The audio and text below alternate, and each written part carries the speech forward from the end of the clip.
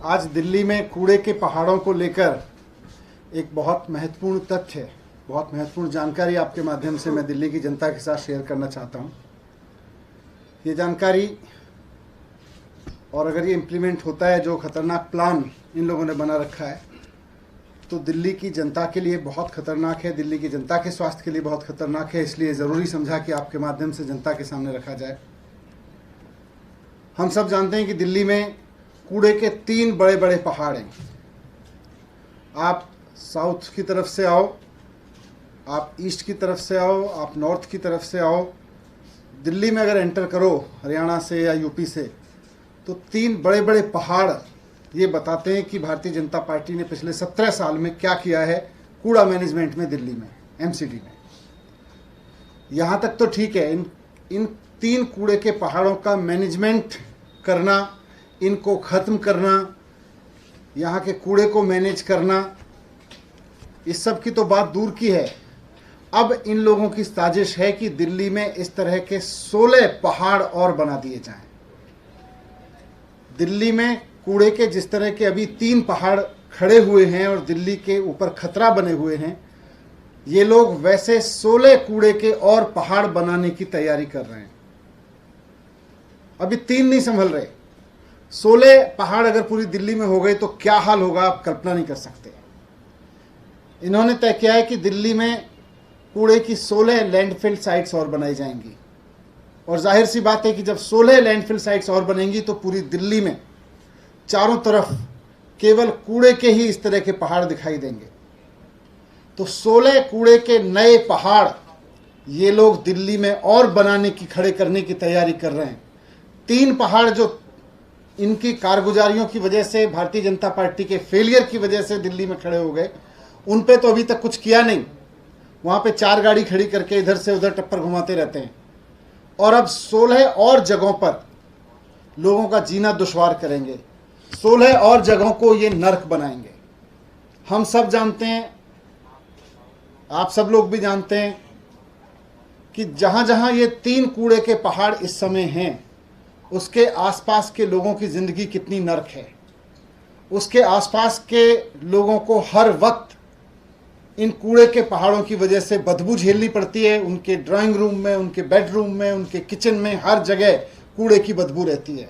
कई कई किलोमीटर तक चील मंडराती रहती हैं इन पहाड़ों के ऊपर, ज़मीन से कीड़े मकोड़े निकलते रहते हैं। ये हालत है, आग लगती रहती है, आग का धुआं लोगों के घरों में हर वक्त घुसता रहता है। 3 कूड़े के पहाड़ों ने लोगों की ज़िंदगी नर्क कर रखी है। अगर इन लोगों की साजिश कामयाब हो गई, अगर इन लोगों का ये प्लान कामयाब हो गया, तो दिल्ली में इस तरह के 16 और पहाड़ अलग अलग कॉलोनियों में किस तरह लोगों की ज़िंदगी को नर्क बनाएंगे, इसका हम कल्पना नहीं कर सकते। आज सारी दुनिया में बड़े बड़े शहर, ऐसा नहीं है दिल्ली बड़ा शहर है, दुनिया में बहुत सारे बड़े शहर हैं, वहाँ भी कूड़ा होता है, वहाँ भी लोग रहते हैं, वहाँ भी कूड़ा जनरेट होता है, लेकिन सारी सरकारें अपना कूड़ा मैनेजमेंट कर रही हैं, वहाँ के नगर निगम अपना अपना कूड़ा मैनेज कर रहे हैं। लेकिन दिल्ली में एमसीडी अनोखी तरीके से चलती है कि 3 कूड़े के पहाड़ पहले से खड़े कर दिए और 16 कूड़े के नए पहाड़ अब ये लोग खड़ा करना चाहते हैं। इस तरह से तो दिल्ली बर्बाद हो जाएगी। अभी 3 जगहों पर लोगों को बदबू झेलनी पड़ती है, चील कौवे झेलने पड़ते हैं, आग का धुआं झेलना पड़ता है, फिर अलग अलग कॉलोनियों में पूरी दिल्ली में 16 जगह पर ये और झेलना पड़ेगा लोगों को। दिल्ली में कोई कोना ऐसा नहीं बचेगा जहां इस तरह की बदबू ना हो। दिल्ली में कोई कोना ऐसा नहीं बचेगा जहां पे इस तरह के चील कौवे ना मंडरा रहे हों कूड़े के पहाड़ों पे। ये मैनेज नहीं करना जानते, ये केवल और केवल लड़ाना भिड़ाना जानते हैं, ये केवल साजिशें करना जानते हैं।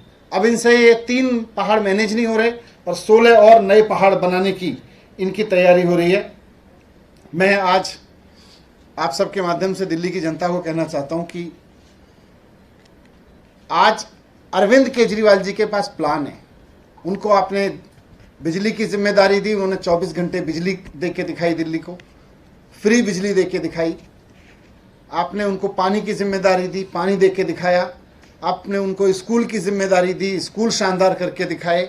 आपने उनको हेल्थ की जिम्मेदारी दी, हेल्थ पे काम करके दिखाया कि दुनिया देख रही है।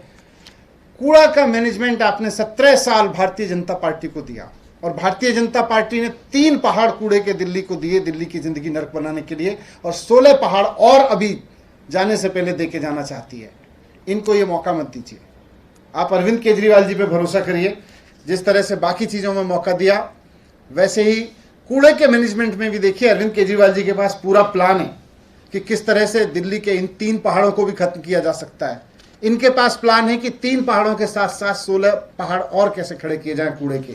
तो मैं आपके माध्यम से यही प्लान इनका जनता तक पहुंचाना चाहता हूं कि ये 16 कूड़े के पहाड़ नहीं बनने देने हैं, नहीं तो ज़िंदगी पूरी तरह से मुहाल हो जाएगी दिल्ली के लोगों की, और दिल्ली देश की राजधानी नहीं बल्कि कूड़े के पहाड़ों का शहर बन जाएगी पूरी तरह से।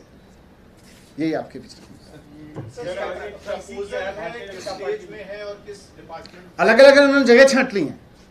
जैसे मेरे पास में नॉर्थ एमसीडी से जानकारी आई कि यहाँ इन्होंने SLF बलसवा, फिर नरेला बवाना में, इसके अलावा रानीखेड़ा में, सुल्तानपुर डबास में ये SLF हेतु उपयोग में लाने के लिए ज़मीनें छांट ली हैं। इस तरह से इन्होंने 16 जगह नई ज़मीनें छांट ली हैं अलग अलग कॉलोनियों में, और 16 इस तरह के कूड़े के पहाड़ बनाने की साजिश रची जा रही है। सर, बीजेपी ने आज एक स्टिंग जारी किया है अमन अरोड़ा का, बता रहे हैं कि अमित अरोड़ा का, और वो आरोपी CBI के FIR में कह रहे हैं कि बहुत पैसे का लेन देन हुआ है, आप लोगों को पैसे दिया गया। देखिए, इन्होंने मेरे यहाँ पर CBI की रेड कराई, उसमें कुछ नहीं मिला। फिर इन्होंने उम्मीद लगाई कि घर में नहीं मिला कुछ, लॉकर में ज़रूर कुछ होगा। फिर ये लॉकर में गए।